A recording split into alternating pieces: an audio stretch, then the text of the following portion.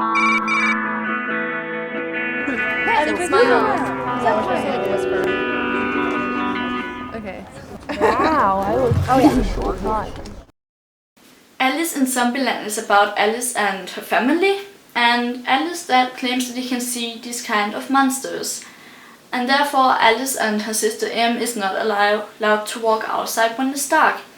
And you can kind of imagine that they don't really have any social life because they don't get the opportunity to hang out with their friends after school, which really sucks. But on Alice's 16th birthday, she asked her parents if she can go and see her sister's ballet performance, because her parents have forgotten her birthday and this could kind of be her present. So surprisingly, her parents, they say that they can all go and see her sister perform.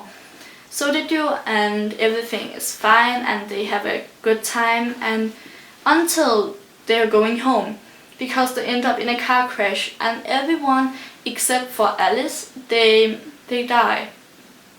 And Alice, she goes out of the car to see what has happened. She finds that her parents, they're getting eaten by these zombies that her dad claimed to see.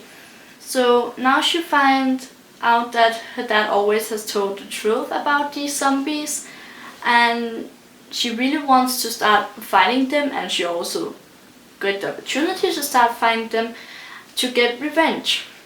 I have 2 points to go through in this review, and one of them is Alice and grandparents, and the other one is why Alice in Zombieland.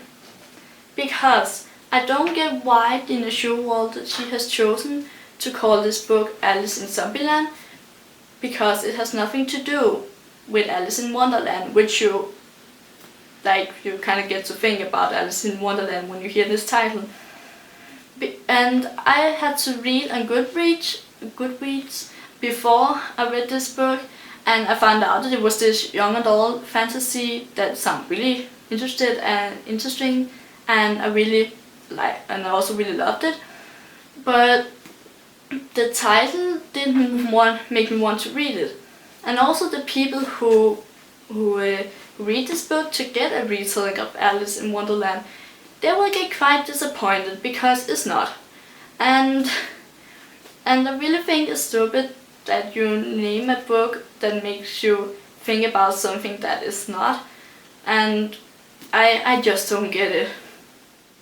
The other point I have is Alice and grandparents, and I really love Alice because she is the best person ever, or the coolest girl ever. She's able to defend herself, and both she can fight people, but also if someone is being rude against her, she knows how to talk for herself, and she's so confident and strong. And I really think she's a good inspiration because of this confident and strong without being too much. She is just a really great person because of that. And I instantly fell in love with her and I was cheering at her like, you can do this, Alice, when she was fighting the zombies, and she's a really cool person. And then there's Alice's grandparents that she gets to live with. They are so hilarious because they try to be young and cool, but it's just not working. They when Alice she got friends over, her grandparents, they try to use slang and talk like the young does, but they kind of mix everything up, so no one understands what they're saying. But I appreciate that they try to be cool and young, but it all just ends up being awkward for Alice. But that's what I love them for, because they have they try their best to take care of Alice, even though they're mainly being awkward. And I will give Alice in Zombieland 5 out of 5 stars, because I really love the personalities and the story with had to fight the zombies in spirit form, and it was a great fantasy book that I really enjoyed reading, and I'm already looking forward to reading the next one, which is Through the Zombie Glass. And yeah, so 5 out of 5 stars for this book. Bye!